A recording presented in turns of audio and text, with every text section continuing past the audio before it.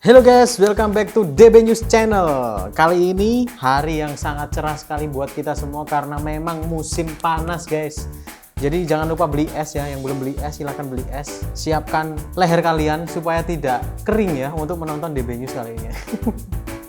Oke, kita langsung aja ke konten pertama, asupan video-video viral, berita-berita viral seputar Konoha tercinta. Let's go!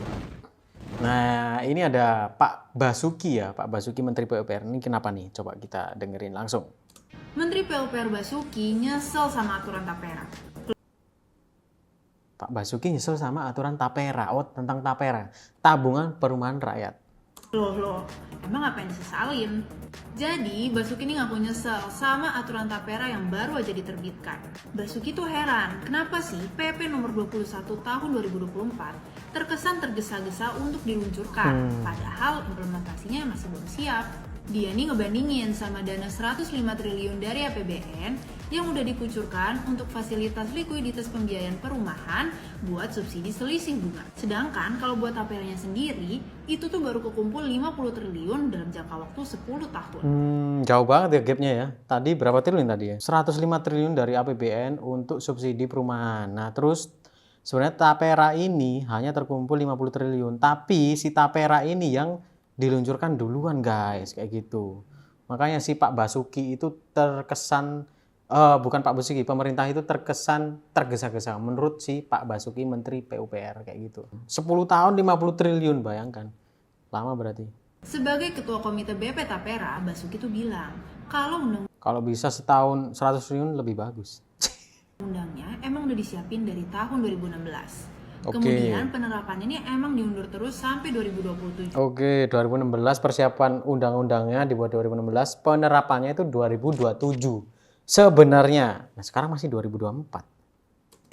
Supaya kredibilitasnya terbangun, guys. Oke. Tapi setelah ngaku nyesel, apakah iuran Tapera bakal dibatalkan? Aku yakin enggak sih, enggak akan dibatalkan sih ya kan. Ya enggak juga sih. Basuki ini bilang kalau iuran Tapera tetap diberlakukan untuk masyarakat. Cuman emang ada peluang kalau penarikannya bakal diundur. Ya kalau Pak Menteri aja ngerasa nyesel, kita sebagai rakyat harus gimana soal Tapera ini? Nah itu, gimana guys? Kita sebagai rakyat harus gimana soal Tapera ini? Kalau seorang menteri PUPR aja ngakunya nyesel ada kebijakan ini. Bayangkan loh. Apalagi kita sebagai warga Konoha yang notabene adalah rakyat jelantah ya kan. Bisa apa coy? Bisa apa? Hanya berharap dan berdoa udah. Mungkin buat kalian yang mungkin setuju atau tidak setuju dengan keputusan Tapera ini, kalian bisa komen di bawah ya. Tuliskan komen-komen kalian yang mungkin alasannya apa kayak gitu. Aku nggak setuju bang karena aku gini kayak gitu. Mungkin kalian punya pemikiran lain harusnya seperti apa sih pemerintah ini. Kalian bisa tulis di komen di bawah, oke?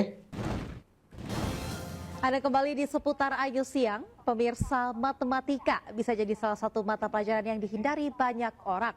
Namun Felicia Dahayu dan juga Jose Neroto justru menyukai matematika. Kedua bocah SD ini bahkan mampu menyelesaikan soal matematika untuk tingkat universitas. Anak SD menyelesaikan soal matematika tingkat universitas. Si kecil juara matematika. Nah, kalkulus ini merupakan cabang matematika yang mempelajari Mengajar bagaimana kakak-kakak mahasiswa di kampus Universitas Cendrawasih. Bisa Atau kalkulus. membuat kagum Elon Musk saat diminta Elon Musk kagum dengan bocah SD Banyuwangi usai ngetes matematikanya. Wih, gila, keren. menyelesaikan soal kalkulus. Jose Neruto dan Felicia Dahayu, dua bocah ajaib ini memang jago matematika. Oke. 5 bulan terakhir keduanya sedang menyiapkan diri menghadapi Olimpiade Ilmu Pengetahuan dan Matematika tingkat Asia. Setiap hari Tingkat Felicia Asia? dan Jose memecahkan beragam soal matematika. kita sudah diberikan materi-materi baik tingkat SD, SMP, SMA sampai perguruan tinggi seperti geometri, lalu kalkulus diferensial maupun integral, trigonometri seperti yang tadi. Agar mudah dipahami, pembimbing Jose dan Felicia mengajarkan matematika dengan metode yang menyenangkan yang dikenalkan oleh Profesor Yohanes Surya. Hal inilah yang membuat Felicia jatuh cinta pada matematika. Tidak terlalu serius kayak di sekolahan kayak gitu. Karena di gasing itu kita juga sambil menari, terus sambil berjoget lah pokoknya, sambil bermain game juga. Jadi si anak-anak ini jadi senang dengan matematika karena metode mengajarnya guys. Metode mengajarnya itu disukai sama si anak-anak ini. Jadi mereka tidak merasa matematika itu sebagai beban ya kan. Beda kalau zaman kita-kita dulu ya kan. Matematika itu paling dibenci. Matematika, fisika, kimia, nah itu udah. Paling dibenci pokoknya. Yang paling enak itu apa? Kesenian coy. Kesenian sama olahraga. Walaupun kita nggak bisa lari ya kan. Olahraga itu seneng. Karena kita berada di luar kelas. Nah kayak gitu ya. Sama kayak kesenian itu seneng juga. Tapi beda dengan anak-anak sekarang. Mungkin metode pengajarannya lebih diperbarui lagi sehingga mereka merasa senang belajar matematika. Itu suatu pencapaian sih. Ada ibu-ibu guys, lagi cuci piring.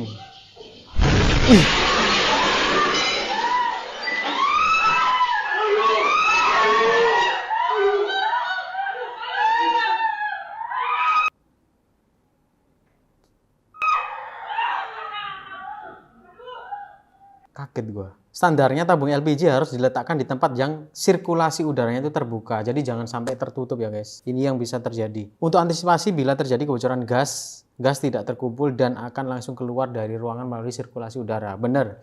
Apabila dalam ruangan tertutup itu lebih berbahaya. Entah kolong cucian, lemari ataupun ruang dapur yang sirkulasi udaranya itu tertutup. Sebab kebocoran gas akan terkumpul di ruangan tersebut dan sewaktu-waktu bertemu dengan panas atau api, listrik atau udara, akan terjadi kebakaran serentak dan yang bisa mengakibatkan ledakan seperti di video yang barusan kita tonton itu guys.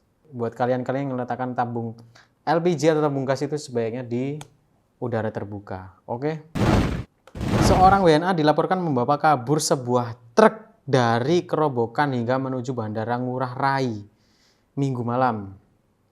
Dari tangkapan kamera terlihat truk tersebut dikemudikan secara ugal-ugalan dan menerobos palang pintu tol Bali, Mandara, dan Bandara. Sejumlah pengendara juga turut menjadi korban. Kejadian tersebut telah ditangani oleh pihak terkait. Ini mungkin si Wena ini menganggap, wah di Indonesia ini kayak GTA nih ya. Jadi dia bisa bebas ambil truk kayak gitu-gitu ya. Pengen sih kayak GTA gitu ya. Kita tonton videonya. Anjay, langsung diterobos. Gila. Di bandara yang sesuai gitu.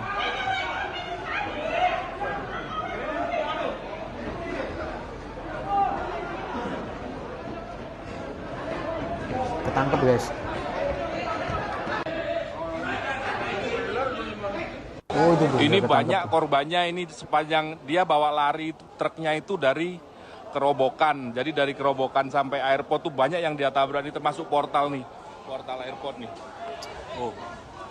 Ditabrak ini merugikan sama bulenya tuh. Merugikan.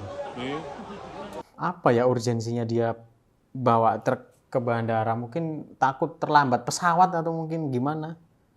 Kalau takut terlambat ya berangkatnya ya kemarin aja, jangan sekarang ya. Poluan siram bensin ke suaminya yang juga polisi sampai akhirnya korban terbakar dan meninggal.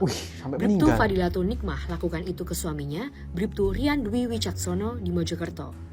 Menurut polisi, awalnya pelaku jengkel kepada korban yang menghabiskan uang. Nah ini menghabiskan uang untuk judi online. Kemarin kasus terbaru ya, anaknya ini ya menurut salah satu versi anaknya judi online, akhirnya dia punya utang hampir ratusan juta, terus si bapaknya ini memutilasi istrinya sendiri. Itu kalian tahu juga kan, itu akibat judi online. Salah satu sumber mengatakan seperti itu. Nah ini ada lagi akibat judi online dibakar suaminya. Astaga. Online. Usai Bribtu Rian tersiram bensin, api menyambar. Insiden maut. Ini yang aku baca versi lain ya guys, itu tangannya itu diborgol. Tangannya diborgol di dapur ya kan, terus dia disiram bensin sama si istrinya itu. Terus abis itu dia disulut api kayak gitu guys. Kejam banget ya. Itu terjadi di asrama Polres Mojokerto pada Sabtu 8 Juni 2024. Jadi si polisinya, suaminya ini nggak bisa ngapa-ngapain, orang tangannya diborgol gitu ya. Update terakhir yang aku terima itu kan 90% terbakar tubuhnya. Terus dia dilarikan ke rumah sakit. Nah ini ternyata meninggal ini. Ini Bribtu Rian tewas setelah dibawa ke RSUD oleh pelaku dan saksi yang ikut menolong.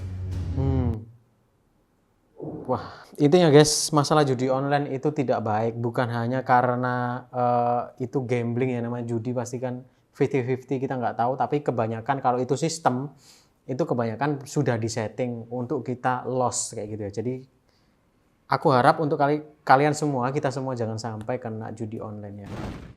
Oke, mungkin cukup konten kita kali ini ya guys ya. Tetap support aku, support channel ini supaya bisa memberikan informasi-informasi terkini dan terupdate buat kalian semua ya. Jangan lupa komen di bawah, like, dan juga subscribe channel ini dan share ke teman-teman kalian supaya kita bisa tetap memberikan info menarik dan terupdate seputar